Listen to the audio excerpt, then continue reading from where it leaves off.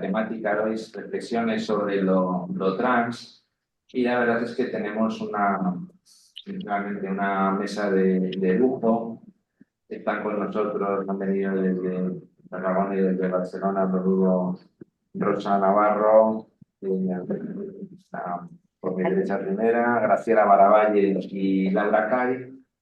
Estamos también en la mesa con Belén Rico y con todo el apoyo inestimable de Alejandro Nato, que está con nosotros aquí también, psicoanalista y amigo, y forma parte también por razón en nuestra agrupación Ángel Dharma aquí en el Ateneo de Madrid. Todo la verdad, tenéis aquí vuestra casa. Es un tema que nos convoca hoy. La verdad que surgió, ¿verdad, Laura? Un día escuchando a Graciela, Laura, nos reunimos, ¿verdad? En estos congresos que nos reunimos, y surgió en un momento dado un debate sobre esa cuestión, y escuché a Laura lo que ella proponía con una claridad y un acuerdo enorme con ella, y entonces hace ya unos cuantos meses nos ocurrió: ¿por qué no llevamos este tema al Ateneo? ¿Por qué no lo abordamos? Es un tema complicado, un tema polémico,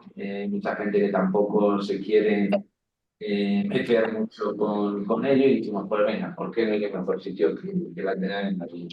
Sobre todo porque la verdad es que, como bien sabéis, la cuestión trans ya traspasa, digamos, muchos ámbitos: la esfera política, la esfera pública, implicaciones en relación a la sexualidad, en fin.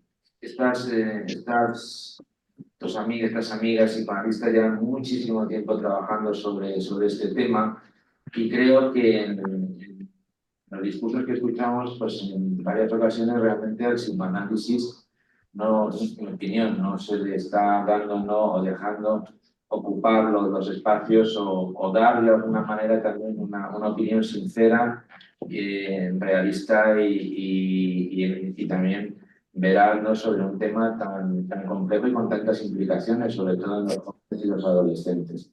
Por eso digo que la verdad es que el evento de hoy para mí es, como digo, un lujo el haberlo podido realizar, y el contar también con todos vosotros que habéis acudido en presencial, y también dar la bienvenida a todas las personas que nos están escuchando en el Zoom, y que, bueno, luego, como siempre sabéis, pues tenemos espacio y tiempo pues para que podamos debatir. Pues dicho esto, voy a pasar la palabra a Belén Rico para que presente a nuestras conferenciantes, y así empezar lo antes posible a disfrutar de la escucha de sus ponencias. Y bienvenidos y gracias por estar aquí hoy con nosotros. Marino Pérez, en el año 2023 también, el libro Nadie nace en un cuerpo equivocado. Tanto Silvia Carrasco como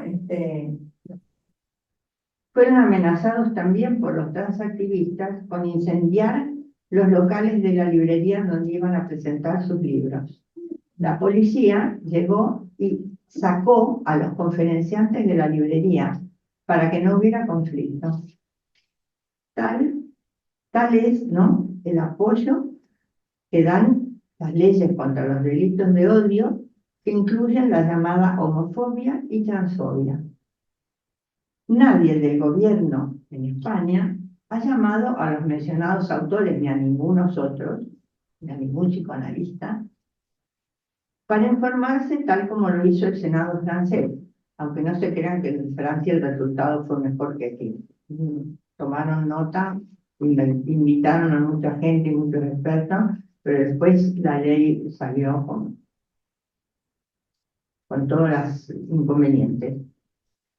Las consecuencias para los menores de la ley trans es lo que quiero considerar aquí, y no caer en la trampa que nos tienden los ideólogos del transgénero para impedir toda discusión sobre el tema, acusando a quien intenta la discusión faltar a los derechos humanos de los homosexuales, a los que incluyen en la extraña etiqueta LGTBI+, y ocultan que ya en España se implementaron estos derechos con la presidencia de José Luis Rodríguez Zapatero, por ejemplo, la ley que permite el matrimonio homosexual. Por nuestra parte, los psicoanalistas no tenemos ningún prejuicio en cuanto a las elecciones sexuales simbólicas o imaginarias de nuestros analizantes y las distinguimos bien de otras formas del malestar que los aqueja y nos aqueja a todos. Aunque esta introducción creo que era necesaria, dejemos por ahora a los adultos y sus elecciones y vayamos a lo que quiero señalar. La doctrina queer, adoptada por los ideólogos de la llamada identidad de género, que se ha infiltrado no solo en España, en toda Europa, en Estados Unidos, en Canadá, se ha infiltrado en la educación, en la justicia y en la sanidad. Sostiene esta teoría que el sexo es un constructo cultural, negando el dimorfismo sexual de cromosomas y gametos para mujeres y hombres. Por eso hablan de sexo sentido, sexo que se puede sentir y por tanto inscribir en el Documento Nacional de Identidad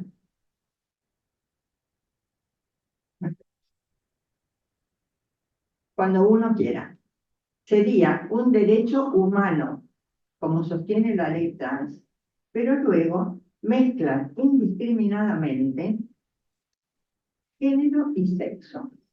El sexo, según esta teoría, sería asignado perversamente por el heteropatriarcado cuando nace el bebé, en lugar de un observable biológico evidente. Y no se dan cuenta, puesto que lo fomentan, de qué género son los estereotipos que la sociedad adjudica como normales a los sexos masculino y femenino. Lo más burdo es lo del azul y rosa, pero jugar al fútbol, jugar a las muñecas, etc. Y aquí viene el problema. Adultos, supuestamente de izquierda, amantes del progreso, consideran que el niño o niña pueden desear ese cambio de sexo desde pequeños y que hay que aceptar esa demanda.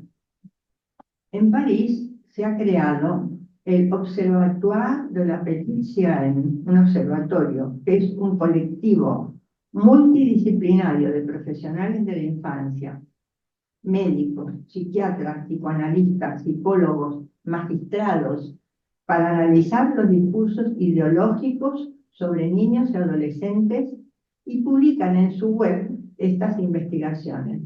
Los que saben leer en francés lo pueden buscar, Observatoire de la Petite Sirène. Tienen muchísima información. En España, tan solo algunas asociaciones feministas, entre las cuales Feministas de Cataluña contra el borrado de las mujeres, y autores individuales, por ejemplo, recientemente el psicoanalista Manuel Valdís ha publicado un libro muy interesante sobre este tema y con mucha información y en un lenguaje muy accesible.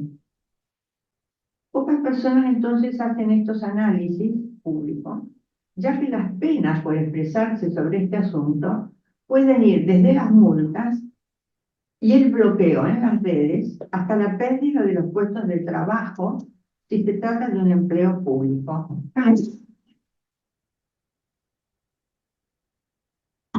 No se ha querido escuchar a los colegios de médicos, de pediatras y psiquiatras, en cambio el colegio de psicólogos no se ha pronunciado, porque no hay que patologizar a los trans, que sin embargo terminan fuertemente medicalizados y hormonados. El Partido Socialista, mayoritario en el gobierno, y al que he votado hasta ahora, no ha hecho ninguna propuesta de modificar la ley trans, porque necesita el apoyo de la llamada ultraizquierda para gobernar, a pesar de que países ahora como Inglaterra, Suecia, Finlandia, Canadá y Alemania ya han retrocedido respecto de la medicalización de los menores. En Francia son interesantes los libros de Caroline Eliachev y Céline Masson, que son las fundadoras del Observatoire, que se llama La fábrica del niño transgénero. Lo digo en castellano porque está traducido. así como la disforie de genre de Charles Melman, que ya murió pobre, entrevistado por Jean-Pierre Lebrun, que se refieren particularmente al fenómeno trans, aunque ya en el 2020 Geneviève Morel escribió un libro extraordinario llamado Ambigüité sexuelle. No lo dio en castellano porque no está traducido. En el año 2019 presenté en una jornada de la Fundación Europea para el Psicoanálisis y en este mismo Ateneo una ponencia titulada El destino de la anatomía. Y en esa ocasión, una colega misma de la Fundación me acusó de no defender a los homosexuales. Tal es la confusión que reina en este tema. Allí planteaba, en ese momento, ¿no? en esa ponencia, planteaba mi preocupación, que ha ido aumentando con los acontecimientos, por las modificaciones de las leyes que permitían la disminución de la edad para elegir la mal llamada autodeterminación de género. Es decir, un cambio de nombre en los menores de 12 años y de sexo a partir de los 16, en lugar de los 18 que estaban antes establecidos. Esto se puede hacer en el Documento Nacional de Identidad. Un adolescente no puede votar a los 16 años, no puede conducir, no puede comprar alcohol en un bar, pero puede decidir arruinar su cuerpo y su goce sexual para toda la vida con la hormonación que viene a continuación de la autodeterminación de sexo. Y más adelante aún, si así lo quiere, crueles operaciones. Ya en esa época, porque en España todo un poco va más atrasado, siempre, van copiando. Y ahora también, cuando empiecen los desastres, retrocederán. Ya en esa época, expertos en género, formados en universidades públicas, llamaron a los padres de una niña a causa de expresiones copiadas de su maestra, tales como sentirse incómoda en su cuerpo. Les dijeron a los padres sin más, directamente, sin hablar con un psicólogo, nada, sin más, que era conveniente que le cambiaran el nombre, que en vez de Carla, por ejemplo, no es el nombre, a Carlos, y que la vistieran como un chico, con un corte de pelo correspondiente, según sus ideas patriarcales del género, de cómo debe vestir y cortarse el pelo un chico. A la niña le dijeron lo siguiente, 5 años, que no se preocupara, porque era un niño con vagina, y que eso tenía solución. Este es un protocolo que estos expertos siguen siempre, ignorantes de la bisexualidad inconsciente de la infancia, y por supuesto, ignorantes o deliberadamente opuestos al psicoanálisis. Incluso de las teorías de Robert Stoller, psicoanalista y psiquiatra que en los años 60 lamentablemente incluyó la palabra género, gender, en el psicoanálisis. Actualmente la madre de esta niña, a la que conozco a través de otras personas, ya le ha cambiado el nombre en el DNI con la ayuda de un juez que le permitió hacerlo. Y piensa darle pronto los bloqueadores de la pubertad. Ahora la niña lo tiene 10 años. Es el primer paso que se adopta antes de pasar a la mastectomía y a la hormonación, que lo pueden hacer a partir de los 17. Ya, incluso antes que el juez lo autoriza. Esta hormonación ayudará a la niña a cambiar de voz, al crecimiento de su clítoris y tal vez a operaciones peores en su adultez. Ante casos como este, cualquier expresión de duda o de prudencia, de intentar hacer una terapia con la palabra, puede ser catalogada y denunciada como terapia de conversión, que era lo que le hacían los curas a los homosexuales, con choques eléctricos. Los herejes serán denunciados como partidarios de la derecha, que también opinan que el sexo es biológico y no un constructo, pero que son antifeministas, promueven donde gobiernan, como sabemos, la prohibición del aborto y de los matrimonios homosexuales, y niegan la violencia machista. las llaman familiares, de familias.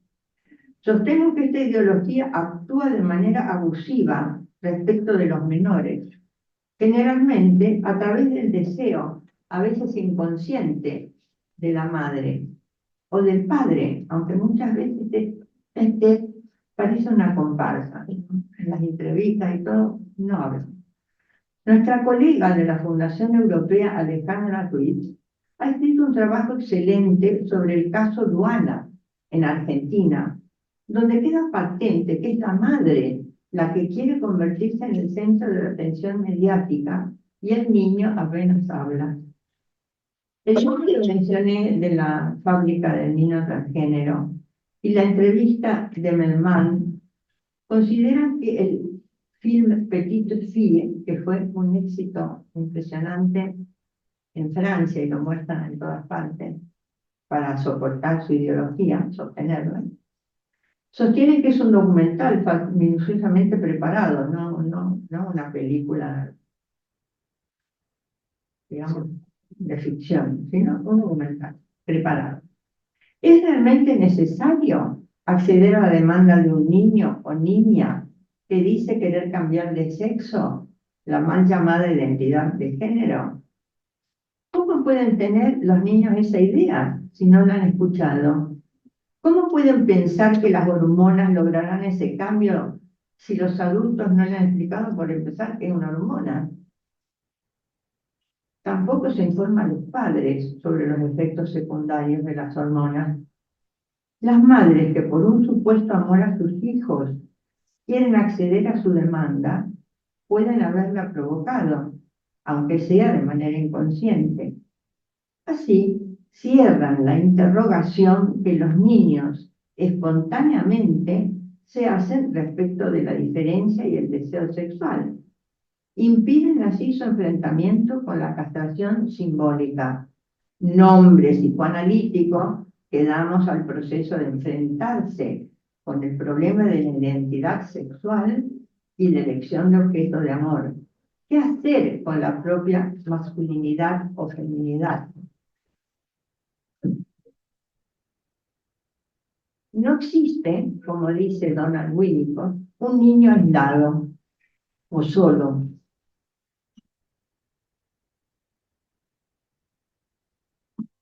Sabemos que atiene al deseo, gracias o contra de sus padres y su familia. Y su deseo inconsciente es el que les llega de su entorno y de su cultura, desde el nacimiento. Tiene que pasar por el proceso que llamamos de alienación y separación del deseo materno, lo cual le es impedido si hay una dejación de la función paterna, simbólica, que posibilita al hijo su entrada en la adultez.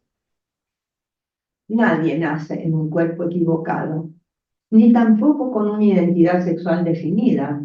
En la vida, a través de la infancia y la adolescencia, se formará su ética y tendrá que efectuar el niño sus elecciones, no solo sexuales, sino sus ideales.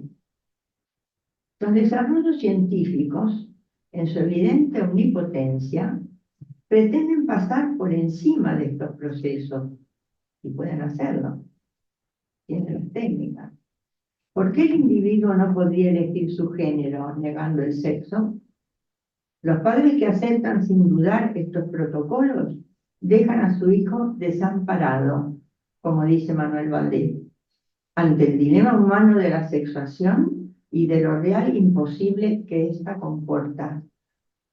La teoría del transgénero ya ha impuesto el cambio de sexo en el documento de identidad a partir de los 16 años, lo que implica también el cambio del nombre de pila. Más adelante también podrá elegir el apellido de la madre. Al nombre anterior se lo llama dead name, nombre muerto, creyendo que renegar el nombre dado por los padres es subversivo. Desconocen la importancia subjetiva para un sujeto que tiene ese don simbólico. Después del cambio de nombre, vienen los bloqueadores de la pubertad, que algunos jueces permiten, como dije, recibir antes de la edad estipulada. El niño o niña queda de allí en adelante esclavizado por tratamientos hormonales, por otro lado, pagados por un Estado que aún no ha sido capaz de hacer llegar el salario mínimo a todas las familias que lo necesitan. Y estas hormonas y estos tratamientos tienen efectos irreversibles. Si acaso estos chicos o chicas quieren destransicionar en algún momento posterior, se oculta a los destransicionadores porque atentan contra el ideario, pero ya existen casos individuales que han publicado el destrozo de sus vidas. No pueden retroceder, por ejemplo, algunas muchachas y se quedan con la voz cambiada, el bigote, el cuerpo ya anorgásmico. Es conocido como esto el caso de Keira Bell, que hizo un juicio y logró el cierre del departamento de género de la clínica Tavistock de Londres. Igualmente es posible informarse sobre los descubrimientos documentados actuales de la pediatra Hilary Cass del Reino Unido en la web de Feministas de Cataluña. Haciendo callar a quienes quieren invertir el proceso, se atenta contra uno de los derechos humanos que dicen defender, la libertad de expresión, lo mismo que cuando atacan a las presentaciones de libros. Acabo de leer en mi correo una información que manda el Observatorio de la Pequeña Sirena de que los transactivistas están haciendo en las redes un pedido generalizado de que quemen el libro La fábrica del niño transgénero. Quemarlo. Se han convertido a la Inquisición.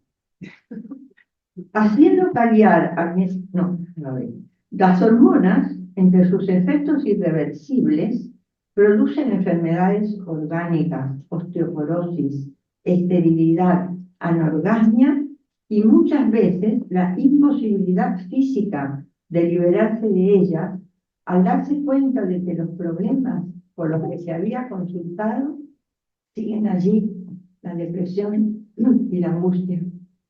Esos niños serán convertidos en drogadictos para siempre. Aparte de las explicaciones socioeconómicas sobre la influencia de las grandes compañías farmacéuticas, las ganancias de las clínicas de cirugía, sobre todo en Irán, no se lo pueden imaginar, las distintas ramas mercantiles de la globalización, etc., quedan planteados varios enigmas para mí, de otro tipo. ¿Por qué tantas personas ignoran la diferencia entre defender los derechos sexuales de las minorías, entre los que me cuento, y esta ley trans y sus efectos perjudiciales que no se quieren estudiar? No se puede discutir, no se puede pensar. Se siguen las ideas en las redes sociales, más bien, en este caso, antisociales. Porque los pseudoexpertos afirman que los niños pueden diagnosticarse por sí mismos y concederles el cambio de nombre o el permiso de hormonación, a veces contra la voluntad de los padres, a los que se les retira la patria potestad. ¿Por qué estos especialistas pueden convencer a esos padres que así se creen defensores de la libertad?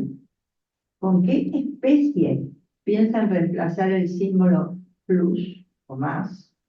Lo trans invade el espacio semántico, transespecismo, transhumanismo, individuos convertidos en carne de cañón robotizada para el capital.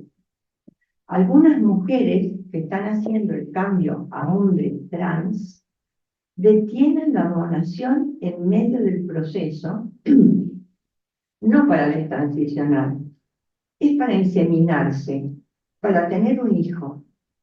Entonces serán padre y madre a la vez. como en el caso que se pudo observar en un programa filmado en la televisión pública, en el que se veía la mirada extasiada de la matrona durante el parto. Me pongo nerviosa.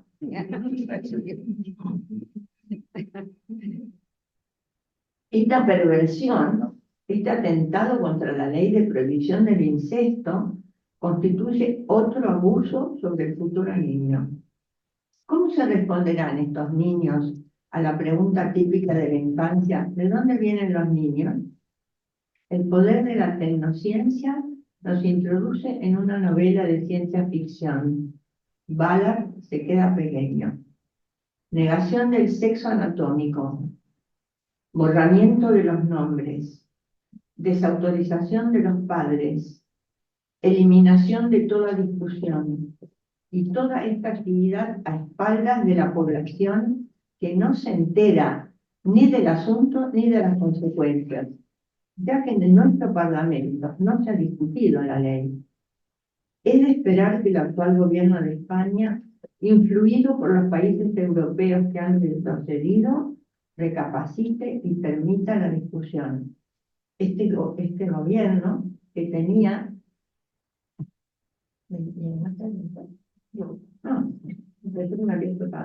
Este gobierno que tenía antes feministas prestigiosas como Carmen Calvo y que tuvo que dejar el ministerio. Borrar la diferencia sexual es borrar al otro sexo, la feminidad, el deseo, la reproducción sexual y la vida misma. La mayor ideóloga de lo queer en España, que ahora binariamente ha elegido el sexo masculino, Olve Preciado, lo evidencia claramente en su libro Manifiesto Contrasexual, que ahora no puedo comentar, ya se me acaba el tiempo, pero presenté un texto titulado Ideología y Exceso en un congreso internacional de la Asociación Mexicana Grita en el 2021. Seguramente está en su web. Habrá que pensar en un predominio de la pulsión de muerte desintrincada de la pulsión de vida, tal como lo había planteado Freud. En nuestro sistema económico actual, al que Yanis Varoufakis en su último libro llama feudalismo tecnológico, ya que el capitalismo no pudo ser derrotado por nuestros antiguos ideales, dejo abierta la discusión aquí. Los libros que he citado y la web de Feministas de Cataluña, y para los que leen francés del Observatoire de la Petite Sirène, tienen muchísimos links que remiten a los hechos mencionados.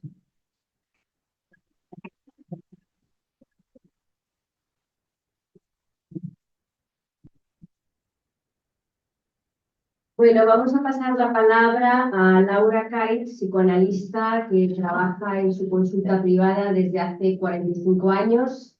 Enseña, supervisa psicoanalistas con experiencia en instituciones de embarazadas y madres adolescentes. Escribió el libro Madres no Mujeres, de la editorial El Serval. Fundó y coordina Umbral, red de asistencia SID, para facilitar tratamientos a personas con dificultades económicas, además de ser también miembro de la Fundación Europea para el Psicoanálisis. Cuando quieras, Laura. Micrófono. Bueno, nos vamos a repetir un poco. Y estaba pensando que mi texto es un poco trans, porque en realidad es como un resumen, un recorte de un trabajo más grande que estoy haciendo para un libro que va a publicar la Universidad Rovira i Virgili. Nos convocaron a profesionales de distintos ámbitos: la medicina, las ciencias de la educación, la psicología, el psicoanálisis, la sociología, la historia, para hablar del cuerpo desde cada uno su ámbito. Entonces, yo he tomado en este texto más importante, digamos, para mí, 4 películas que se las nombro porque son de alguna manera bibliografías sobre este tema. Una es La Vuelta al Mundo en 80 días, otra es, de la que voy a hablar hoy, voy a hablar de una sola, que es La chica danesa, y Poor Things, que espero que la hayan visto, Pobres criaturas, está mal traducida porque pobres cosas. Y la película Girl. Y también 2 casos clínicos, de los cuales voy a hablar solo aquí de uno. He tenido que hacer un recorte en este trabajo. Hoy lo llamo Reflexiones sobre lo trans, pero que es el título que nos reúne, pero en realidad hago un trabajo sobre el sacrificio. El eje de mi tema es el sacrificio, y tengo 2 posibles títulos que no he decidido todavía. Uno es La pira sacrificial y el otro es El envase de la vida. A lo mejor es título y subtítulo. Entonces, el cuerpo sacrificado recorre absolutamente toda la historia y todas las religiones. Desde las inmolaciones a los dioses antiguos y paganos, hasta el uso y abuso de cilicios y crucifixiones. En este punto hago una pequeña investigación de los sacrificios en la India, en Egipto, en Grecia y en Roma, donde hoy no voy a entrar, por supuesto. Pero el acto sacrificial cambia en cada sociedad y según las épocas, por lo que podríamos interrogarnos, ¿dónde lo encontramos hoy? Por un lado, hablo a nivel social, porque por supuesto está el adolescente que se corta el brazo. Un poco más bajo. Ahora, es que tengo un bozarrón yo.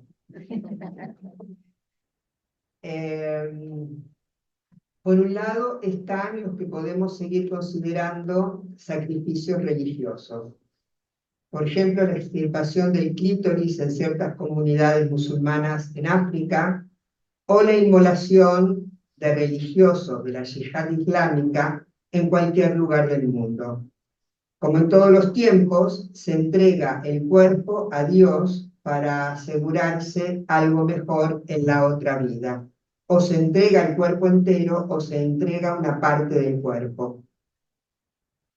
Luego está lo que defino como nueva pira sacrificial, localizada en el quirófano del cirujano, o el sometimiento a la farmacopea.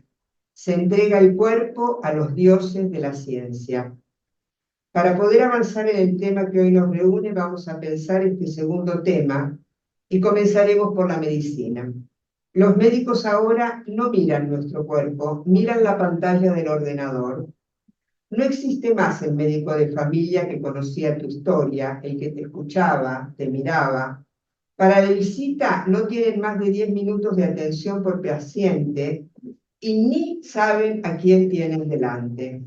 Confían en máquinas. Unas máquinas le guardan la historia clínica y otras les dirán el diagnóstico. Y las curas siempre se orientarán a la medicación. La solución está en lo químico. Ya se asume con normalidad que nadie cambiará hábitos para tener una alimentación favorable, ni tiempo para lo no sedentario, ni alternativas de cambio en sus costumbres. Para la salud del cuerpo, del envase de la vida, y las emociones, lo mejor serán las drogas. Y esto con la complicidad de las políticas de moda, que son tan responsables de la sanidad como los profesionales de la salud. Sé que afortunadamente hay algunas buenas excepciones a esta descripción un poco extrema que hago. Desde el año 2020, atacados los cuerpos por un virus que mató de manera pandémica, lo no presencial es un dato importantísimo de lo social. Hoy fuimos víctimas de lo no presencial y la voz que nos llega. Como el cuerpo relacionado con otros cuerpos favorecía la muerte, no la vida, favorecía la muerte, los medios virtuales invadieron lo social. Podemos trabajar y estudiar online, encerrados en casa. Podemos participar de congresos internacionales, charlar con amigos, incluso hacer el amor por medio de pantallas. En mi texto grande aquí tomo también el fracaso de la pantalla en el tema de las educaciones, que esto también ya se está retrocediendo y volviendo a hacer escribir en libretas y con lápiz a los niños en muchos países. Y ustedes me dirán, ¿qué tiene todo esto que ver con lo trans, que es el tema que hoy nos reúne? Un par de respuestas posibles. El cuerpo se retira de lo presencial con los otros y se va reduciendo a un objeto de consumo. El uso y abuso de la información aporta facilidades para suponer que consumir objetos que cambien el cuerpo es posible, práctico y sencillo. Más se reduce la relación con otros cuerpos en presencia, más aumenta la atención al propio espejo. Así encontramos cifras escandalosas de uso de esteroides anabólicos que no solo consumen los atletas de alta competición, sino cualquiera que pasa las horas delante del espejo de un gimnasio mirando cómo se le inflan sus músculos. Quien no tiene las tetas ideales puede comprarse unas diferentes. Las puedes adquirir más grandes, si no dan la talla, abundantes y hasta de circunferencias impensables. Pero también, si tienes mucha teta, te las puedes hacer cortar. Lo mismo con la nariz, los párpados, los labios, las orejas. Todas esas zonas corporales que bordean un objeto de la pulsión y están directamente implicadas en ello. Difícilmente se pongan en venta unos dedos de pianista. Lo que se vende bien tiene que ver con las zonas eróticas o erotizables del cuerpo.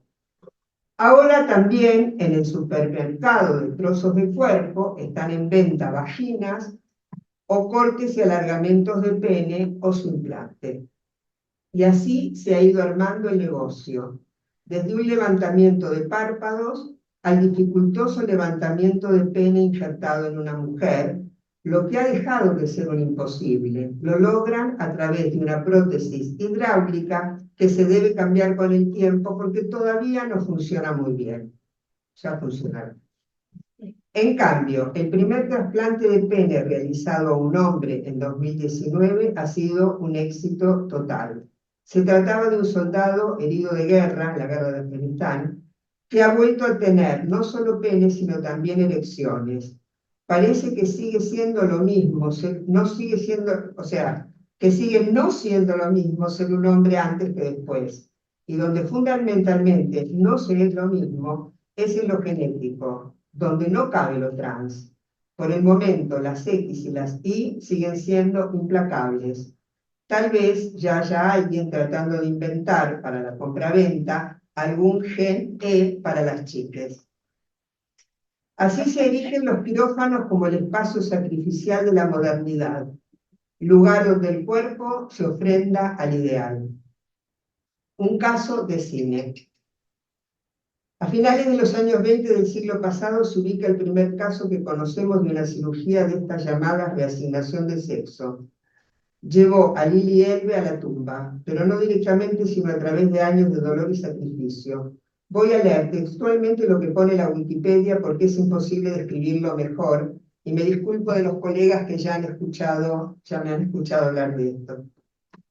En 1929, Lili viajó a Alemania para realizarse una cirugía experimental. Se llevaron a cabo una serie de 5 operaciones en un periodo de 2 años. La primera intervención consistió en la castración con la extirpación completa de los órganos genitales externos, hecha bajo la supervisión del sexólogo Magnus Hirschfeld. El resto de las cirugías de Elbe las llevó a cabo, en cambio, el doctor Kurt Warnecross, en la Clínica Municipal para Mujeres de Dresden. La segunda intervención consistió en un trasplante de ovarios que fueron tomados de una joven de 26 años de edad. Se los extirparon rápidamente en una tercera y cuarta operación debido al rechazo y a otras graves complicaciones que entonces se desconocían. La quinta operación consistió en un trasplante de útero. Y es para ponerse nerviosa, sí. Y estaba pensada para permitir a Lily ser madre, pero resultó también un rotundo fracaso llevándola a la sexta operación. Hay quienes piensan que Lily, con sus dos médicos moviéndose entre la valentía y el asesinato, han contribuido al avance de la ciencia. Siempre habrá alguien dispuesto a ofrecerse como carne de quirófano, piras sacrificiales de nuestra contemporaneidad. La historia de Lily, que es la del pintor Einar Wegener, y su esposa Gerda, ha sido narrada en la película La chica danesa y magníficamente interpretado por el actor Eddie Redmayne. La película muestra muy bien que un hombre puede vivir como mujer y funcionar como Lily sin pasar por el bisturí, cosa que Einar había realizado durante más de 10 años de su vida vestido de mujer. Destino muy distinto es comenzar a cortarse partes del cuerpo mientras te implantan otras, desangrarse, infectarse, hacerse abrir y cerrar como si de rellenar un pavo de Navidad se tratase. La muerte marca esta elección. Tras la ficción de voy a vivir como realmente quiero, voy a ser lo que realmente soy, el cadáver. El yo puede empujarnos a hacer carne de sacrificio para la mirada y el acto de otro, por ejemplo, los dioses de la ciencia.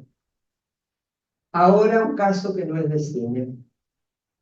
Alguien llama para pedir una primera visita a Umbral. Soy parte del equipo de derivación de esta institución solidaria y escucho que una jovencita me pide ayuda con una voz muy tímida y acongojada. Cuando abro la puerta de mi consulta, veo a un adolescente con bigote incipiente. Tiene 21 años, ha hecho el tránsito de niña a muchachito.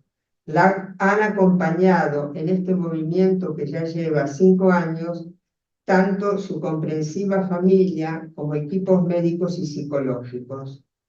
La última psicóloga le ha sugerido que lo suyo es para un trabajo más profundo, SIC, y luego de haberla acompañado en toda la transición, la envía a Umbral, donde sabe que trabajamos psicoanalistas. Se sienta y llora.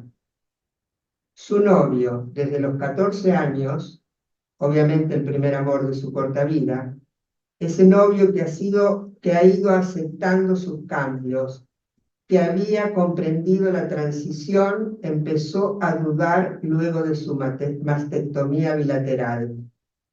Y convaleciente aún de esta dura intervención quirúrgica, la ha dejado y se han separado. Le pregunto si sabe por qué, y lo sabe.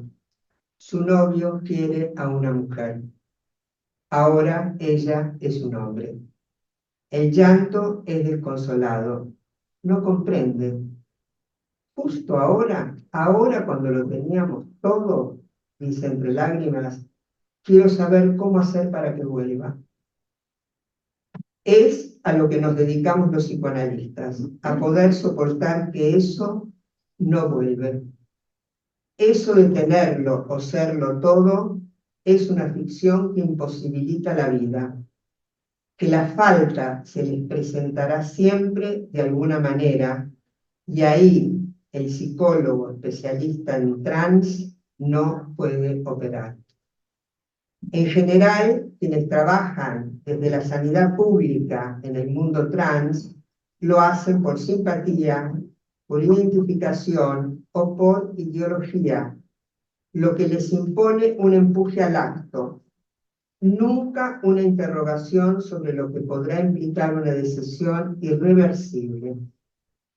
Interrogarse, cuestionar sobre si se trata de un deseo o de un mandato inconsciente, puede llevar al profesional a los tribunales por ser denunciado a la policía por transfóbico. Así nos encontramos con la paradoja de que hablar, pensar o interrogarse son del orden del delito, y ayudar a cortarse pedazos del cuerpo o acompañar a alguien a tomarse hormonas el resto de su vida es bueno y positivo. He escuchado en un reportaje al endocrinólogo Marcelino Gómez Palaguer. Es jefe de la unidad de identidad, lo escuché en la SER hace un mes. Es jefe de la unidad de identidad de género del Hospital de Valencia. Estaba haciendo unas declaraciones sorprendentes dentro del discurso políticamente correcto que es el imperante. En primer lugar, sostiene que en los últimos 20 años los avances científicos, cito textual, los avances científicos en el campo de la medicina transgénero han sido mínimos. No hay evidencia científica en nada de lo que hacemos. En este sentido, en el reportaje explicaba que no hay datos sobre las consecuencias de hormonarse de por vida y que habría que abrir allí una seria investigación por las graves consecuencias cardiológicas, óseas, diabéticas y cancerígenas que van a producirse. Sostiene también que siendo la función del médico la de ayudar en el tránsito, cito textualmente, esta ayuda no es necesariamente administrar hormonas o afilar bisturíes, sino que también consiste en generar autoestima, confianza y habilidades sociales. Cierro la cita. Cosa que no se hace porque inmediatamente se considera una posición transfóbica que es condenable por la justicia. Y ahora subrayo yo, así es que la medicina se encuentra interviniendo de manera irreversible por razones ideológicas. Creo que no es un tema a desestimar. Sin dejar de contemplar que para ciertos sujetos el corte en lo real del cuerpo orgánico pueda servir para facilitar un anudamiento y cierta estabilización, y que alguien puede elegir el corte en lo real de su cuerpo y la dependencia de drogas duras el resto de su vida, aunque solo sea una vida muy corta. Alguien puede elegir eso y habremos de acompañar en esa elección si facilita una estabilización. Lo sorprendente es que desde el establecimiento de la ley trans en España, el aumento de reasignaciones de sexo ha sido del 400%.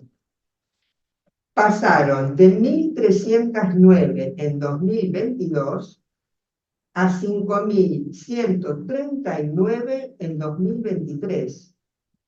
Alguien puede pensar que gracias a la libertad, es como la libertad de Milei, gracias a la libertad de elegir que promueve la ley y celebrarlo. También se puede pensar siento empuje al sacrificio y lamentarlo. Y no me cabe duda de que ese empuje no tiene que ver con la libertad de elegir, sino que está vinculado a la manipulación del capitalismo, que escribo con mayúsculas, al enriquecimiento de los laboratorios, de los cirujanos y de los políticos que parecen muy progres y conservan el poder, paradójicamente, como cómplices, siendo de izquierdas, como cómplices de lo peor del capital. Hay países que comienzan a regular la posición sacrificial de tantos jóvenes. Fueron pioneros en las leyes de reasignación de sexo y hoy Noruega, Finlandia, Suecia y Reino Unido retroceden en las autorizaciones para tratamientos irreversibles.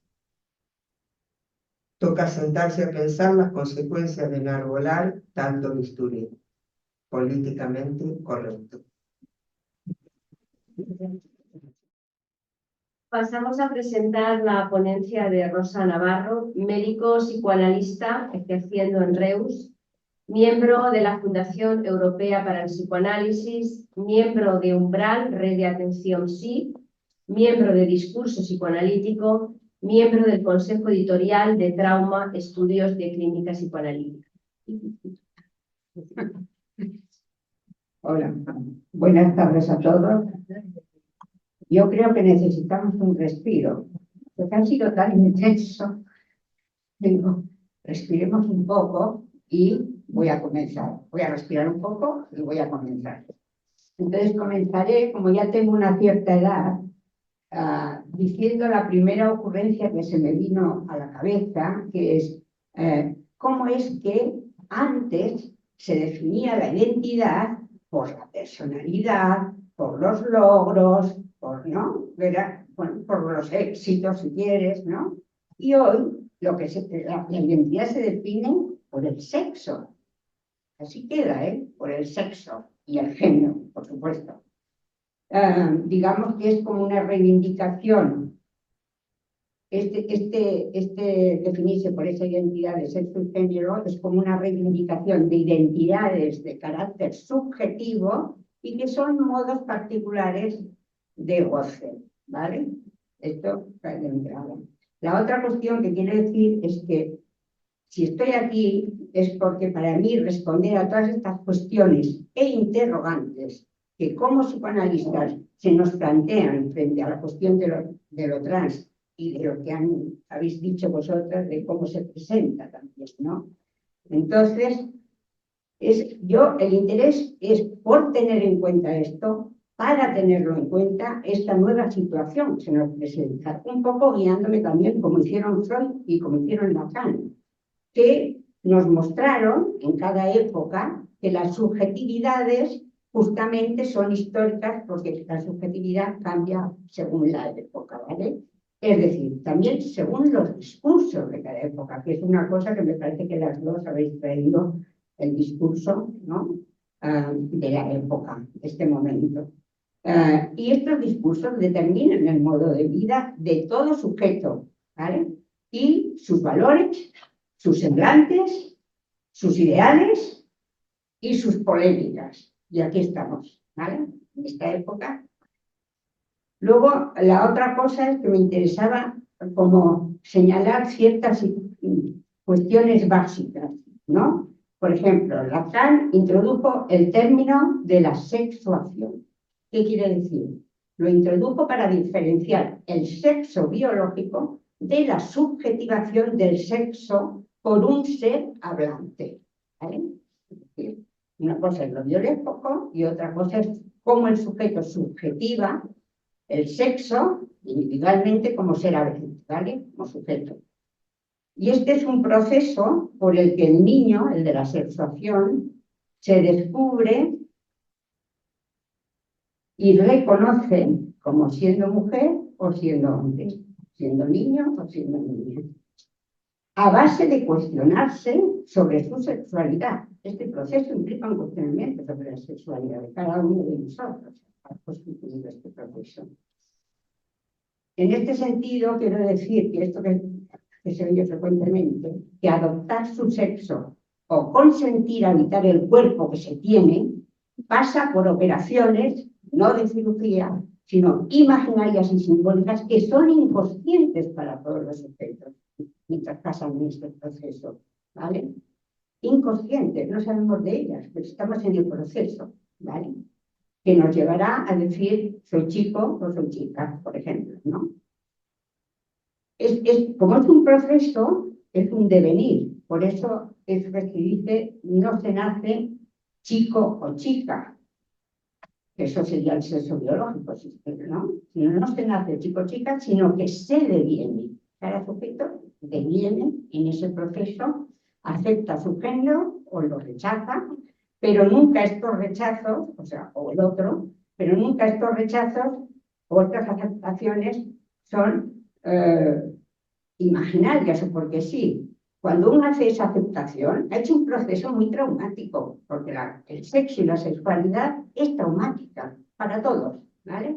Me parece que esto hay que puntuarlo claramente, de que si se toma como no se toma así, se pueden caer en cosas como en el trabajo que tú has presentado, ¿no? Y la legislación que se ha hecho sobre estas cosas, ¿no? Ignorando todo lo que supone para cualquier sujeto ese proceso. La otra cosa es, por ejemplo, la cuestión del binarismo hombre-mujer, que es lo que estamos trayendo. Cuando el binarismo hombre-mujer se rechaza como operatorio, ¿vale? No opera, entonces en el discurso lo que aparece es la fluidez del género. Y esta fluidez del género, cuando uno escucha que hablan de ella, sugiere como que hay múltiples maneras de ocupar el lugar de hombre y de mujer. La fluidez es múltiples maneras de ocupar ese lugar. Ahora, lo que sí sabemos nosotros es que ocupar ese lugar de hombre y de mujer, sea como sea el que hayamos ocupado, siempre produce síntomas. Síntomas, por ejemplo, en la relación de pareja, en la manera en que se presenta ser y sentirse hombre o mujer. Síntomas también ahí. Digamos que esto quiere decir que tanto ser hombre o ser mujer no es normativo, no es una cuestión normativa ni de normas. No sé, uno no tiene normas para decir femenino o masculino, mujer o hombre, nunca es normativo. Entonces, volvemos a lo que he dicho antes, los ideales en las épocas cambian, los cuerpos también y la manera de sentirse hombre o mujer también cambian, ¿vale? Y dependiendo mucho, bueno, ya lo diré después, de los lazos sociales, que siempre es el discurso social, ¿vale? Que es otra cosa que han mostrado mis dos compañeras, ¿no? Es decir, no toda la sexualidad se rige por la elección del género. Así, por ejemplo, los fracasos del deseo, cuando el deseo fracasa, o cuando se disocia entre deseo y amor, ¿vale? Si te deseo, si te amo, ¿no? Cuando se hace esta disociación. O el apego, por ejemplo, como dicen ahora, el apego a parejas sexuales violentas. Todo esto es el testimonio de que el modo de goce responde a una lógica inconsciente. No sabemos, responde a una lógica inconsciente. El sujeto está anclado, digamos, en un modo de goce inconsciente, porque no lo ha buscado, que se le impone y le orienta en su manera de gozar particular, ¿no? Y singular de ese sujeto. Por lo tanto, el proceso voluntario de los transgéneros es un proceso que es sensible a los cambios sociales y culturales. Es decir, que esto hay que tenerlo en cuenta, ¿vale? Y ahora, la otra cuestión es vayamos al encuentro de los imposibles, precisamente porque somos seres que hablamos, porque somos seres hablantes, ¿vale? Lo subversivo de Freud, pienso, es haber establecido una sexualidad no genital, una parcialización del cuerpo. Las dos han hablado de esa parcialización, los recortes de los que hablaba Laura ahora, cuando se quitaban, ¿no? Es esa parcialización. Freud dijo pulsiones parciales que erotizan esas zonas parciales. Por lo tanto, es un goce sexual del cuerpo parcial, no genital, una sexualidad limitada, cortada y castrada. Y con eso nos vemos todos, ¿vale? El goce sexual es gozar de un cuerpo, besarlo, abrazarlo y hacerle pedazos. Otra vez la parcialización, ¿vale? Es un goce del cuerpo.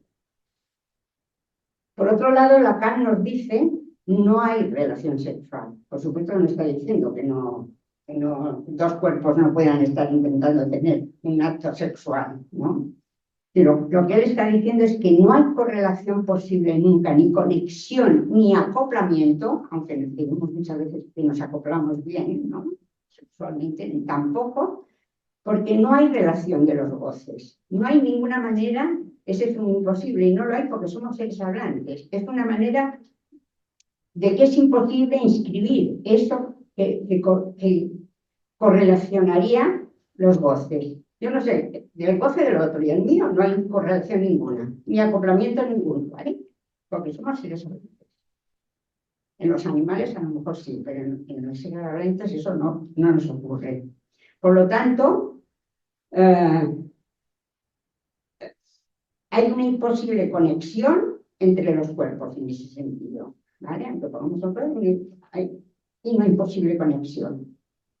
La otra cosa, por ejemplo, Lacan cuando dice esto no hay relación sexual, él nos propone una verdad, que el sexo, con esta frase, no define ninguna relación en el ser hablante. Así es, ¿vale? Hablará del goce propio de cada uno, del sujeto, particular y singular, pero no define una relación, porque no existe esa relación, ni esa correlación, ni esa conexión, ni ese complemento, ¿vale?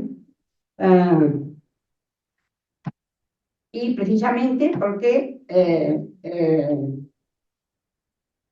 porque la función esencial del lenguaje es llenar lo que queda abierto para que no pueda haber relación sexual y en suplencia del goce sexual. Porque hablamos, el hablar, nuestro lenguaje nos marca con ese goce sexual, ¿vale?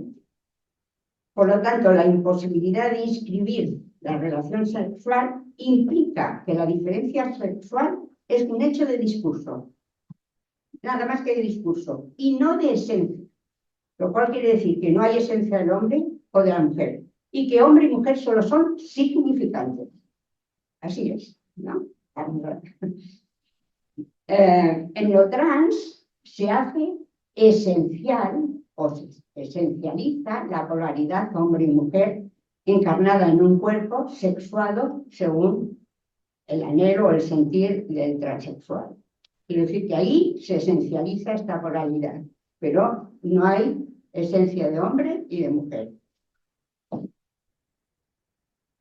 La otra cuestión es que haya un órgano que haga una diferencia imaginaria, porque que haya un órgano, todos hemos vivido la pequeña diferencia que plantea Lacan, que siempre es imaginaria. Yo lo tengo pequeño, pero ya me quieres con las niñas, no.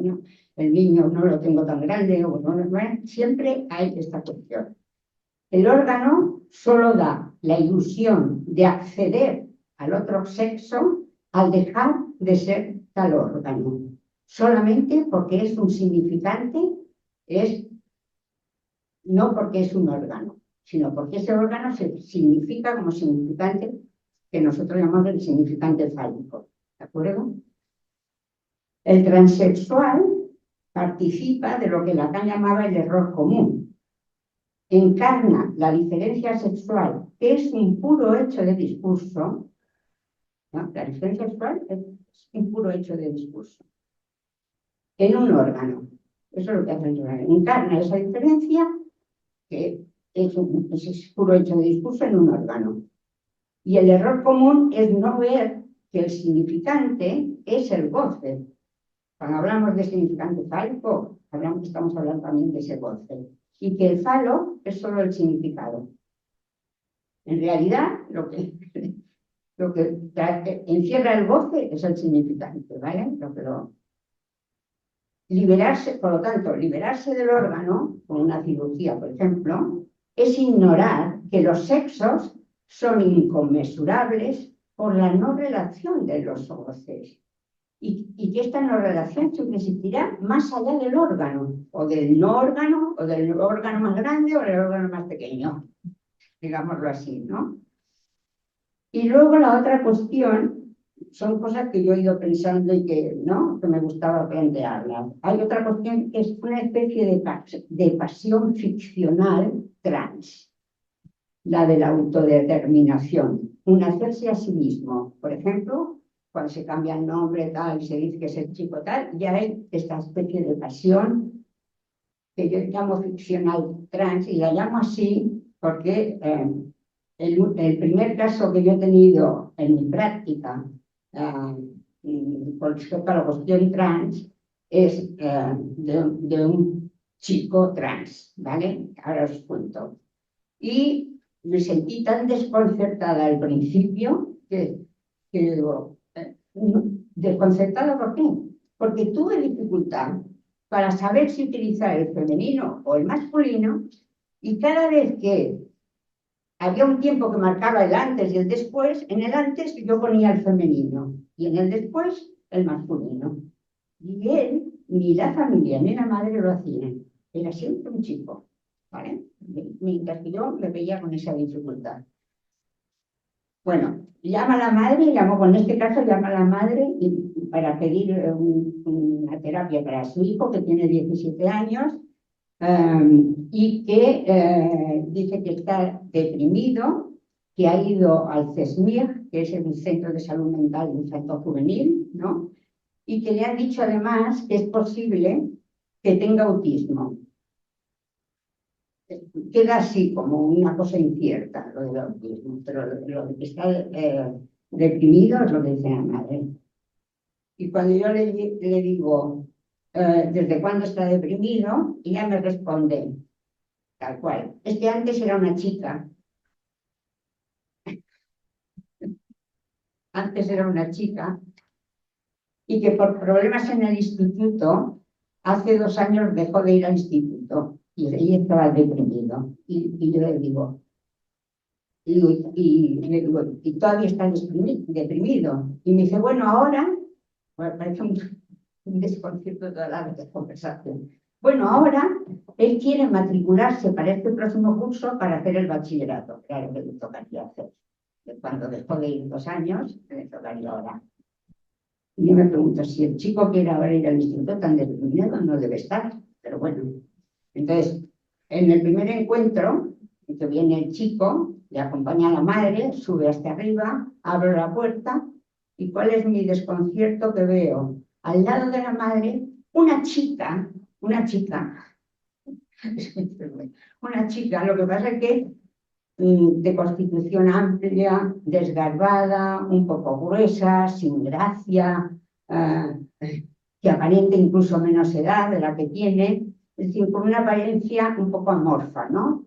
Y precisamente esta apariencia amorfa se lo da también por su manera de vestirse, porque se viste con ropas amplias, más que deportivas, como ropas amplias que hacen que sea amorfo el cuerpo que hay debajo, ¿no? Por su apariencia.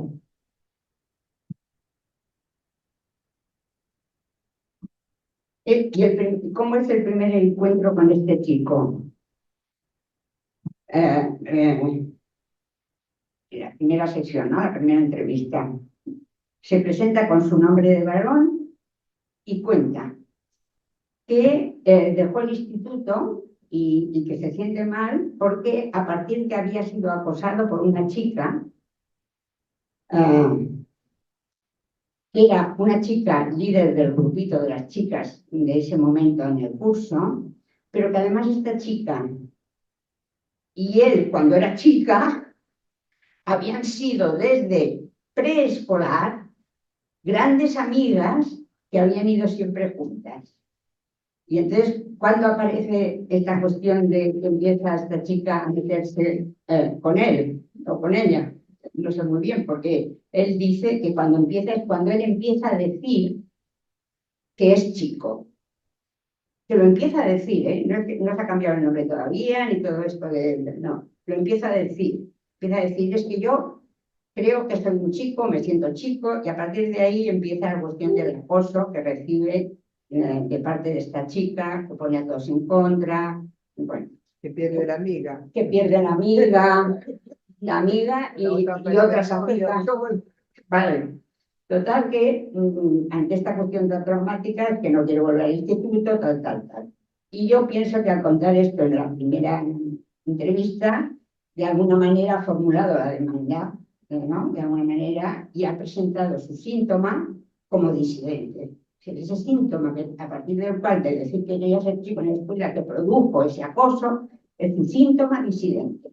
¿Vale? Así lo he hablando. Bueno. Realizo una entrevista con la madre también. Y con esta madre, ella habla de su hijo siempre en masculino. No titubea, no cambia, ni aun cuando hablamos de cuando era pequeña. Mira, ves, pequeña, no pequeña. La madre no. otra cosa que me impresiona, porque yo no tengo mi dificultad para sostener eso. Bueno, pues esta madre lo sostiene.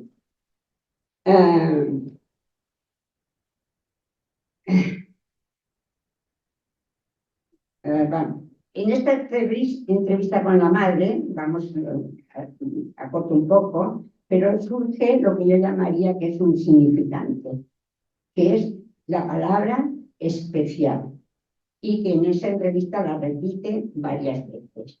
Cuando hablaba de su hija, hablaba de niña, antes del cambio, ¿no? El cambio de género, era una niña especial, dice, que la distinguía del común de las otras niñas de la edad. O sea que me parece que es como un rasgo, este ser especial es como un rasgo único de identidad, ¿no? Que identifica y particulariza, dándole además como una cierta distinción de la palabra especial, ¿no? Así que ahora, indudablemente es tan especial esta niña que ahora es un chico transgénero, ¿vale?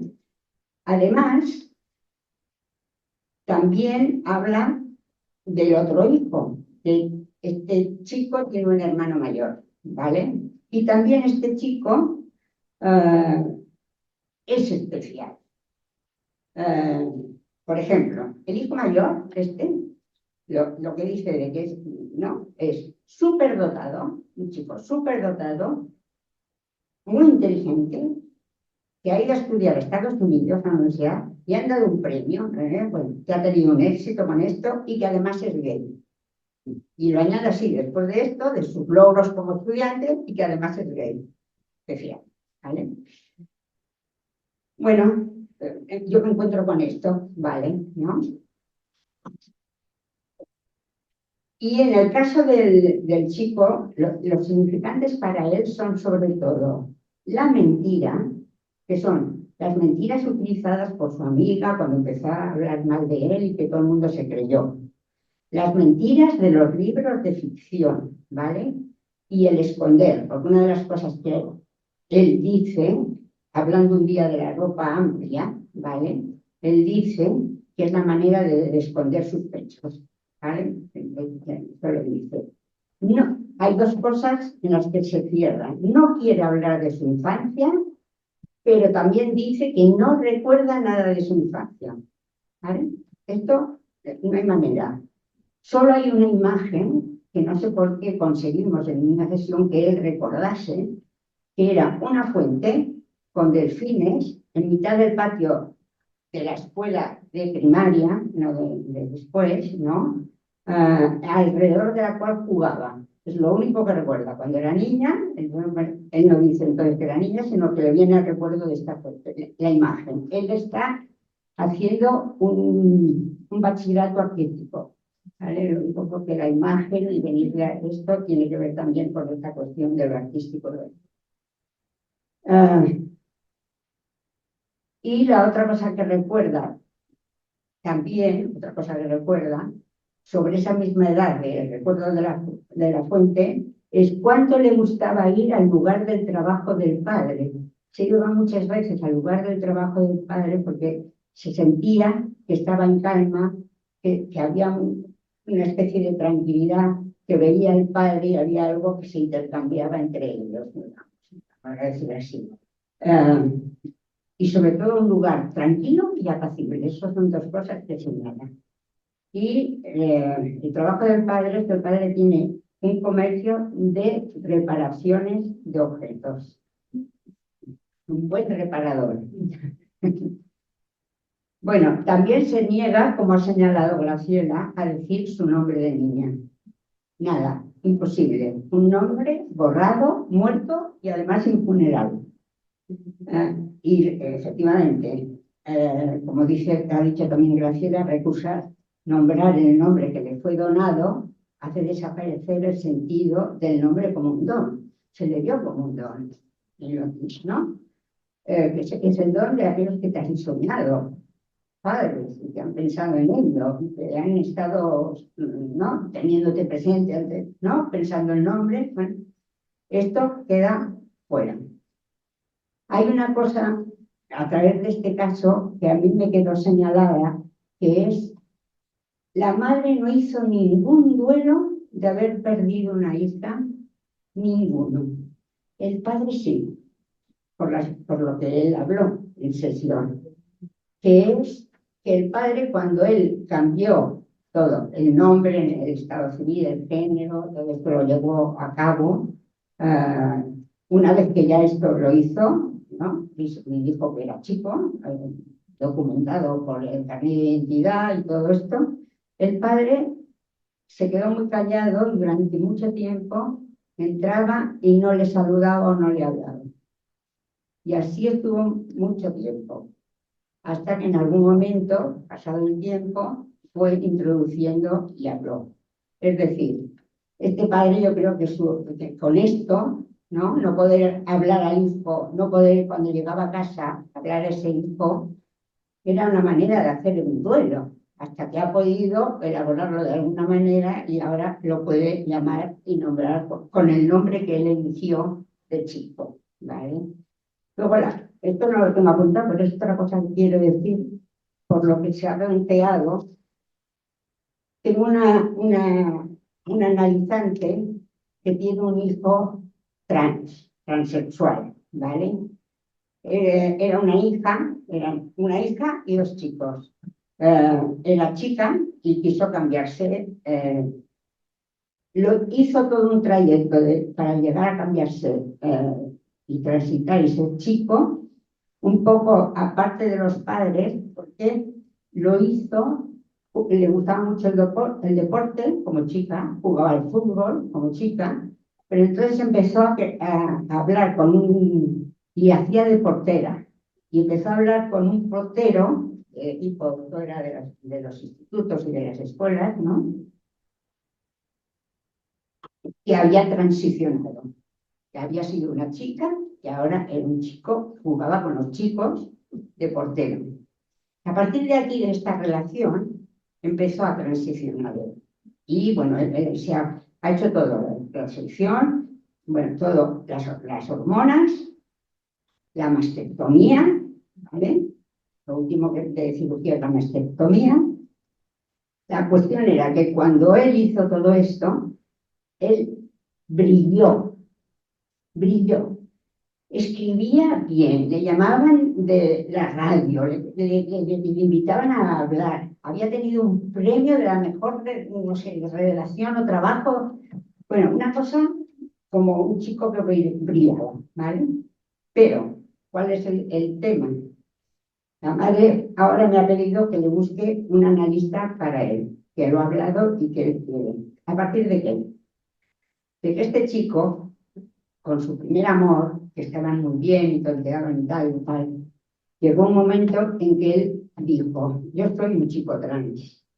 Y la chica dijo, pues si no tienes pene, no hay nada que hacer. El órgano, la chica dijo, si no tienes pene, no hay nada que hacer. Bueno, total, ahí él tiene una caída en este sentido. Y todavía se rehace porque empieza a tontear con otra chica, pero ya está con el problema. Y ahora te digo que es un intersexual, no digo que es un intersexual, bueno, se está haciendo mucho bien. Quiero decir que es evidente cómo juega la cosa, ¿no? Es decir, quiero un poco mostrar que nosotros trabajamos con estos sujetos que les pasan cosas y que sufren, sea una madre, sea un chico transexual, sea una chica transexual, y que esto en nuestra práctica es lo que cuenta, es sujeto, ¿vale? Sujeto del inconsciente, y ver hasta dónde puede trabajar sus cosas, sin más.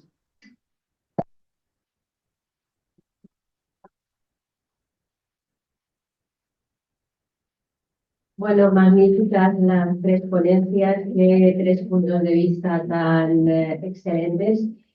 Bueno, pasamos a las preguntas. Si alguien del público quiere hacer alguna pregunta. Me ha llamado la atención que casi todos los casos que he presentado, son casos de transición de chica a chico. No es una gran pregunta, sino al respecto de esto de los géneros o no géneros, me llama la atención esto, ¿no? Casi todos los casos, y además pueden abundar Conozco algunos casos de transición a chica de los chicos, pero ¿qué podemos decir de esa abundancia mayor de las chicas a chicos? Yo como he hablado de esto, Espera, ¿por qué no hacemos circular un poco la palabra y después respondemos, no? Bueno, si alguna Sí. alguna pregunta más, ¿alguien que quiera preguntar? Es cuestión de civilización. No, ha fracasado la cosa. No estamos preparados. Bueno, la enseñanza fracasó. Es privada. Aquello de la concertada es un engaño. La enseñanza es de pago, la pagamos todos y encima, como está. Y no es enseñanza, es educación nacional. Bien, pero volvamos al tema. En el mundo clásico, pues yo creo que no había tanto problema. Existían los efebos. Eso era muy difícil. En el Museo del Prado, sí, en el Prado, sí, hay una figura yacense que es chico y chica. En el Louvre. ¿Perdón? En el Louvre. El hermafrodita. El hermafrodita está en el Louvre. En el Museo del Louvre. No, pero en Madrid hay unos también. ¿eh? ¿Sí? Sí. Sí. Bueno, yo estoy en el Louvre, ¿eh? Pero es que el de Madrid llama la atención porque es una presión. Bien, pues, aquel mundo clásico, yo creo que lo tenía todo adelantado. Ahora, en el siglo XX, están los credos, las iglesias, la Biblia, que hizo tanto daño. Entonces, estamos emparedados. No hay forma de salir de esto. No hay forma de salir de esto.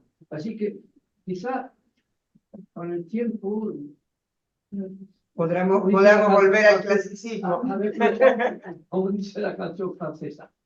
Quizá, bueno, habría que cambiarlo todo. De momento, Qué difícil. Todo. Hace más de 80 años que no se han inaugurado una sola escuela. Se cerraron todas. Escuelas de comercios, escuelas normales para maestros y maestras, escuelas de periodismo, la escuela es un pecado. Se han puesto facultades. Facultad de la desinformación, facultad de psicología, facultad de... Y entonces, bueno, lo decían los diccionarios, se le quitó la P a psiquiatría. Esos diccionarios están ahí hasta el año 90, diccionarios de España, no de esos 22 repúblicas hispanas. No, Perdona, sin la P. Y eso lo hicieron en la Real Academia un montón de megapilas porque decían que había que quitar la P. ¿Quieres hacer una pregunta concreta? La pregunta es, ¿para cuándo que se remansen las aguas y que no se ande tocando los sexos? Las criaturas, Rousseau decía, las criaturas nacen buenas por naturaleza y sin pecado original, puñetas. Bueno, vamos a No pasar toquemos a dos preguntas más que ejemplos de tenemos. pastillas, de cirugía, de quirófanos y de puñetas. Las cosas Tenemos dos preguntas más, o habéis preferido vosotros que sea conjunto, pues entonces vamos a pasar a las preguntas que están en el... Es que nosotros tenemos los niños con los niños, las niñas con las niñas. O sea, que estamos tarados de todo, O sea, que no hace... De los que peinen caras, no se fíen nunca. Vamos a seguir un poco. Vamos a dar la palabra, Ah. señor, para hacer lo que usted dice, hacer escuela, vamos a dar la palabra a otras personas también. Gracias. Sí, Marcelo. Buenas tardes. Aprovecho para decir que Antonio Colom ha levantado la mano hace un rato y no lo habéis, antes que yo incluso. Si quieren darle la palabra a él, no tengo inconveniente. Vale. Están atentos. Podemos continuar y ya se la pasamos a Antonio. ¿Empiezo yo o empieza Antonio? No, empieza Marcelo. No tengo Digo yo. inconveniente que empiece Marcelo, ¿eh? Vale. A ver, lo que, bueno, me parecieron excelentes las tres ponencias. Y quería rescatar una cuestión que tiene que ver en parte con el tema del sacrificio que trabajó Laura y en parte también lo que plantea Rosa sobre la cuestión de la sexuación. Porque todo gira alrededor de la castración.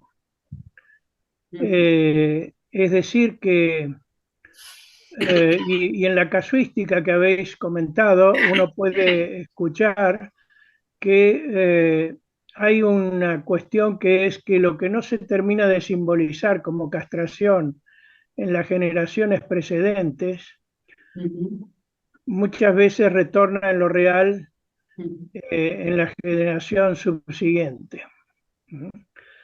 Y este es uno de los casos que a veces me parece que pasa eso. No es la única manera de pasar de esta manera, hay otro tipo de castraciones reales, pero esta es una, ¿no?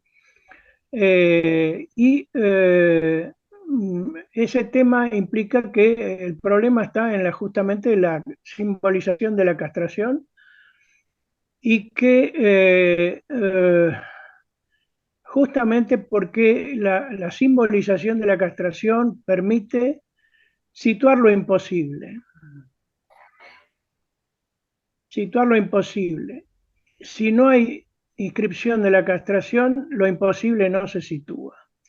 Y entonces estamos del lado de la omnipotencia de los sujetos, padres, madres, incluso los mismos sujetos que viven toda esta situación, y obviamente, la tecnociencia biológica, de la biología, que está al servicio de esa omnipotencia y que tiene que ver con el discurso capitalista, que es un discurso hipomaníaco. Lo que yo trato de decir con esto es que bueno, me detengo ahí porque me parece que ese es el núcleo de la cuestión. ¿Puedo intervenir? Sí, ¿Puedo intervenir? sí. Vale, a ver. Yo de entrada quería agradecer a las tres ponencias, he estado encantado de escucharos y quería hacer unas precisiones y luego haré unas preguntas. De entrada, lo que tenemos que tener claros todos es que el fenómeno trans no es un diagnóstico en psicoanálisis. Eso hay que tenerlo en cuenta de entrada. Después hay otra cuestión que yo me he ido planteando porque he ido trabajando la cuestión y es que a mí no me cuadra que, por ejemplo, los trans estén en la terminología LGTBI. Porque una cuestión es la orientación sexual y otra cosa es la problemática que plantea el fenómeno trans, que tiene que ver con el establecimiento que todas habéis abordado de alguna manera entre cuerpo e identidad. Me parece que eso es fundamental. En esa línea, lo que nos guía muy bien es lo que plantea Genevieve Morel en su libro Ambigüedades sexuales, que ha citado Graciela Paravalle, y es la distinción, la separación que hace ella y que hay que tener en cuenta a la hora clínica, que es entre la posición sexuada, la elección de objeto y la diferenciación sexual anatómica. Bien, dicho esto, hay un aspecto clínico que, más allá de todo lo que puedan decir, que a nosotros nos convoca, y es el elevado número de suicidios que hay antes y después de la operación, y que es el mismo, 41%. Ha habido momentos, porque esto se tergiversa mucho a nivel de redes sociales y sobre todo por internet, pero ha habido momentos que ha llegado al 47%, luego vuelven otra vez al 45%, al 41%, que no sé muy bien a santo de qué ni quién guía todas estas cuestiones. Ahora, la pregunta que os hago, que es algo que a mí me llama muchísimo la atención, es por qué este fenómeno trans apela y pone en cuestionamiento continuamente las leyes a nivel social. Pero no solo las leyes, sino el campo de las ideologías. Porque por un lado pasa por la ley de los cambios simbólicos del nombre, que bienvenido, ¿por qué no? Cada cual se puede llamar lo que quiera. Y otra cosa es, por ejemplo, las intervenciones quirúrgicas y todo esto, que ahí no voy a entrar porque me parece un espeluznante. La otra cuestión también es que también aparece el cuestionamiento de la ley en relación al deporte. Y por otro lado, como si los hombres devenidos mujeres, que en estos momentos son mujeres, están en guerra con las feministas últimamente, hace unos años, porque tienen la certeza de lo que es ser mujer. Entonces, ¿qué pensáis vosotras, que habéis trabajado también mucho esta cuestión, sobre esta apelación continua que genera este fenómeno? ¿Podemos volver a la mesa un momento? Sí, sí, sí. Queda Ana, Queda una persona nada más. Ana, por favor, cuando quieras. Perdón, me están dando la palabra, no sé si me Sí, escuchan. sí, Ana Peter, sí. Muchas gracias. Estamos acá reunidos en un grupo de trabajo que se llama Entrepsi, que es entre psiquiatras y psicoanalistas, un grupo de investigación. Estamos trabajando en este momento los narcisismos primarios, justamente. Voy a presentar al doctor Hugo Espinosa y la psicoanalista Daniela Carneiro. Estamos con dificultades de audio. Espero que seamos escuchados porque tenemos muchos problemas para haberlos escuchado a ustedes. Se escucha perfectamente. Bien, pero nosotros tenemos dificultades para escucharlos a ustedes. Sin embargo, hemos hecho un gran esfuerzo para estar acá. Primero, bueno, agradecer la invitación a Alfonso, que está en la mesa, muy amable. Y también agradezco la intervención que acaba de hacer ¿cómo se llama el psicoanalista? Antonio. Antonio, muchísimas gracias, como la de cada uno de los intervinientes. Bueno, estoy de acuerdo con muchas cosas que se dijeron. Me parece que tenemos que recordar que Freud tuvo dificultades para nombrar las identificaciones. Primero es porque él dio una definición que dice que la identificación es de contenido siempre incierto, con lo cual quiere decir que ninguno de nosotros alcanzamos una identidad clara, que siempre va a estar siendo objetada. Una mujer se pregunta en alguna de sus actos si es suficientemente mujer, un hombre pregunta también si es suficientemente hombre, y veamos que entonces que todas las variaciones que se van presentando en la sexualidad tienen que ver con el mismo punto de origen. Freud por esto, en algún momento, como se encuentra con tantos inconvenientes, va a preferir hablar de activo y pasivo. Este es un tema que el feminismo discute, porque pareciera que Freud ha destinado a las mujeres la pasividad. Sin embargo, Freud fue contundente para decir que una mujer, no la mujer, una mujer es causa de encontrar una insuficiencia en cualquier sujeto. Y esto me parece que es radical en la cuestión de la identificación. Una mujer es causa de encontrarse en falta. Es mucho más que decir que una mujer es insuficiente y que una mujer es castrada. Me parece que la defensa que podemos entender como psicoanalistas, que cada sujeto tiene en relación a su estructura y en la clínica que abordamos, es que hay una en especial que se llama la desestimación.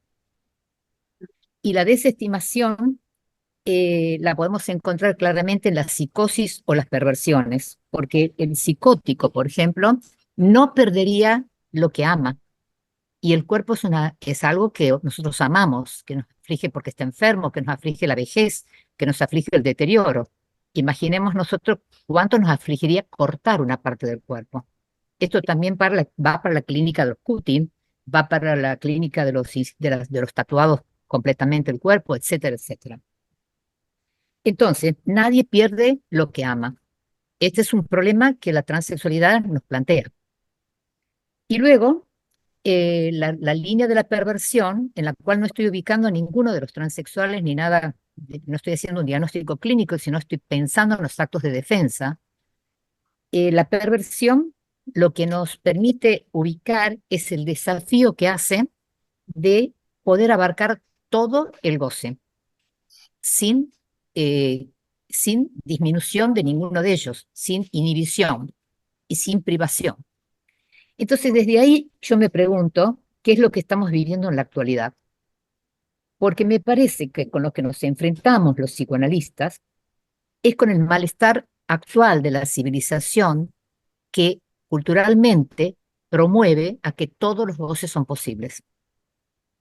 Por lo tanto, operarse, sacarse un pedazo del cuerpo, convertirse en lo que uno quiere, hacerse todas las plásticas que uno quiera, hasta la transfiguración en algo monstruoso, bueno, tomar todas las drogas que se quieran, y ni siquiera hablemos del campo político, de lo cual tengo hecho un seminario al respecto, como también tengo escrito mi libro sobre las encrucijadas de la sexualidad, donde quiero plantear una cuestión que me parece importante, pero antes decir que la promoción de la cultura actual es un problema para los psicoanalistas que estamos en el campo de la clínica, porque nos encontramos precisamente con casos límites en los que podemos decir, como Antonio promovía recién, ¿es de nuestro campo, no es de nuestro campo? ¿Dónde estamos planteando esto? ¿Desde dónde nos paramos para oír? Entonces, este es el primer problema porque en la juventud actual, no sé si se plantea como un problema de estructura, se plantea con una ligereza de el uso de todos los voces.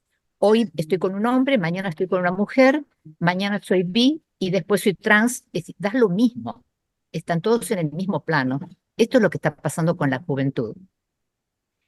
Entonces, yo digo lo siguiente. Es cierto que esto lleva, como hemos visto bien, al problema de que una vez operado el transexual, cae, y es muy común en las investigaciones que yo he hecho, en una melancolización y en un pasaje al acto. ¿Por qué? Por esto mismo que digo que la identidad es muy poco alcanzable, imprecisa. La sexualidad, entonces, la declara muy bien Freud y Lacan después, es equívoca, porque el significante es equívoco. Entonces, en cambio, el sexo es certero. Para salir del equívoco es que caemos en la certitud. Problema de los obsesivos, problema de los psicóticos, problemas de los transexuales. Yo por esto quiero decir que el binarismo que Freud planteó al comienzo, él dijo muy claramente, al menos de los dos hay que elegir uno. Y con esto quiero entender que hay un concepto lógico en Freud para decir que el uno como unidad va a ser siempre imposible, al que debemos restarle goce. Y por eso elegimos uno de dos. Esto entiendo cuando lo dice Freud. Entonces, propongo que la única transexualidad que existe, para lo que podemos esperar como más o menos un equilibrio mental, para decirlo, un equilibrio con la vida, es el pasaje de lo trans, del sexo, cuerpo, a la sexualidad significante. Esto que había planteado una de las psicoanalistas. En fin, para terminar, Valeria, ¿tienes alguna pregunta para hacernos? la pregunta que quiero hacerles es respecto a todo esto que ustedes han dicho, entonces, ¿cómo pensar la posición del analista en esta situación? Vale, yo perdón, ¿puedo tomar la palabra? Sí, ya podéis contestar a todo. Vale, a ver, vale. Voy a empezar sobre esto último porque lo dije en mi texto. Dije lo que el analista, el día que se publique se puede leer. Creo que el analista acompaña en lo que cada sujeto tiene como dificultad con su deseo y con el encuentro con su deseo. Que hay nuevas formas en lo social, estoy totalmente de acuerdo. Y los psicoanalistas, por más viejos que seamos, sería deseable que nos adaptemos a todos los cambios que la sociedad nos va invitando a escuchar. Creo que es eso lo que tenemos que saber hacer. Creo que hay analistas que tienen prejuicios y que no hacen eso, que también es cierto. Pero bueno, yo creo que nosotras no nos encontramos entre esos. Hay una cuestión que me gustó mucho en tu pregunta, de que por qué la mayoría son chicos, ¿no? Quieren ser chicos. Y ahí hay una respuesta, y es que el binarismo es imposible, y el patriarcado está ahí, y lo heteropatriarcal sigue estando ahí, y los que tienen el poder siguen siendo los hombres, en pleno siglo XXI también. Con lo cual, y que lo fálico marca. Pero voy a contar un caso al revés. Derivo a una mujer en Umbral también, una muchacha encantadora que viene con enormes dificultades a nivel de aprendizaje, de haber sufrido mucho bullying y no poder decidir lo que quiere estudiar, lo que quiere hacer y tal, y la derivo. Yo llevo un grupo de supervisión de Umbral, y la analista que había recibido este caso supervisa en el grupo que yo llevo. Y entonces la trae 5 meses después a supervisión y dice que, por favor, no le tocaba a ella hablar, pero que tiene que hablar, porque esa mujer era un hombre. Y ninguna de las dos nos habíamos dado cuenta. Y el problema que ella trae en el análisis es fantástico, porque lo que le dice, que yo le marqué ese momento como el momento de pasaje al diván, porque fue fantástico, porque dice: yo sé que para todo el mundo soy una mujer, pero quisiera que se den cuenta que soy trans, por el esfuerzo que a mí me llevó llegar a este lugar. Y no puedo mostrarlo porque sé que eso podría volver a generar bullying, ¿no? Y me metería como en la misma escena de la que siempre he querido salir. O sea que también hay de los otros.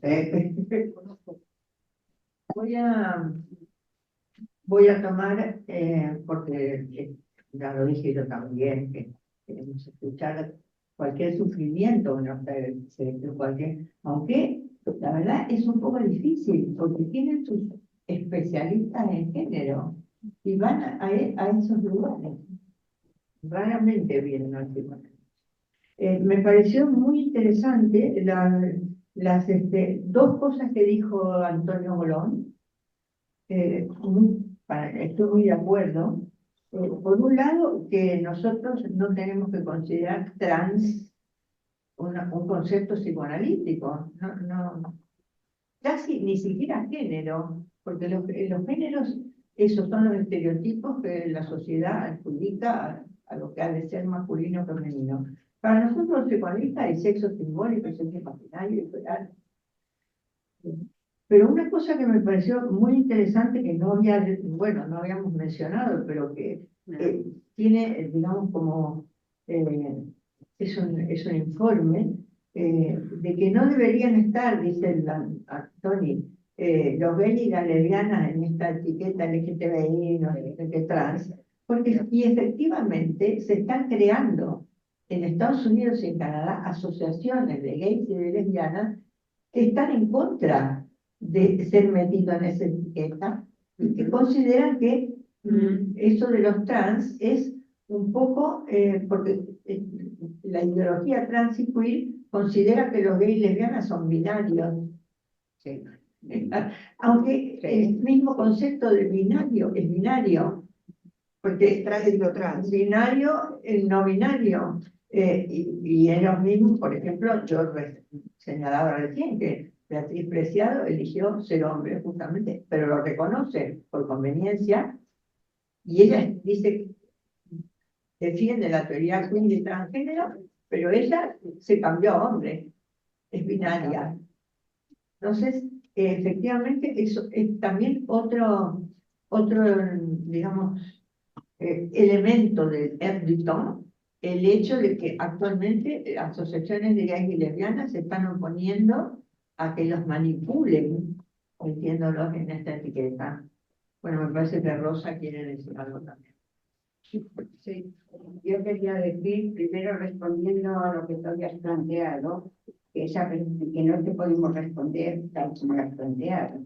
Pero, por ejemplo, en lo que yo he traído, cada uno de ellos, yo puedo ver, por lo que he trabajado con uno y lo que he trabajado con la madre de este segundo, es que está en relación a esa constelación familiar, como dicen ahora, de cómo se juega, de cómo se han jugado, ¿no?, las relaciones. Por ejemplo, esta chica, el chico que fue hija, se encontró que tenía un hermano casi siguiente, y este hermano y el padre, porque el padre parece un desaparecido, pero este hermano y el padre hacen un tándem. Yo creo que ella, bueno, esto y luego otro chico más pequeño, con el cual la madre se ocupó, ella vivió esta ocupación de la madre con el pequeño como que un cierto abandono, como que hubiera pasado, ¿no? O sea, quiere decir que hay cosas ahí que uno sabe que han jugado, pero que no se puede decir sin más, la chica sin más, sin menos, no sé, ¿no? Y en el otro caso también tenía un hermano que era especial, ¿vale? Y entonces, ¿qué chica compite con un hermano especial? No. Entonces, quiere decir que... y esto está en relación a la madre, y ese padre que sí hace el duelo, pero que no tiene voz. No tiene voz. Esto por un lado. Y la otra cuestión es lo que había planteado Marcelo. Marcelo, estoy totalmente de acuerdo en esta cuestión de lo que queda sin simbolización respecto a la castración. Al hablar de los imposibles, eso que queda sin simbolizarse de la castración está en el terreno de lo posible. Y lo posible se puede escribir, se puede considerar, con eso se puede hacer todo, discurso, lo que sea. Es decir, es el peligro de ese posible, ¿no? Cuando se elimina lo imposible. Y la otra cuestión, con respecto, me parece que era, ya no me acuerdo muy bien, a Ana Petros, dos cosas. Una, el peligro, y que también lo ha dicho Toni Colom, de patologizar, que tenemos que estar muy atentos en esta cuestión, y que cuando un transexual se libera del órgano, no se libera del órgano. No le importa el órgano. Se está liberando del significante. Y eso no quiere decir patologizar, quiere decir su operación particular y propia, ¿vale? Eso es para visualizar esto. Bueno, entonces pasado la palabra a Laura, ya con esto vamos terminando, luego cierras tú el proceso. Dos cositas. Me interesó mucho lo que planteó Toni Colom, gracias. Y el tema del suicidio y de la melancolía me parece que es algo que tenemos que pensar mucho y trabajar ahí, porque yo también me he encontrado con eso. Es más, la demanda de la muchachita esta, que vino como chico y que había perdido a su novio en la transición, me parece que apuntaba a eso, que hay como un fantasma que empuja a que todo va a ser maravilloso después. Voy a hacer el sacrificio tan brutal que voy a ganar el cielo. Y resulta que después me encuentro con que me sigue faltando todo lo que me faltaba antes, igual.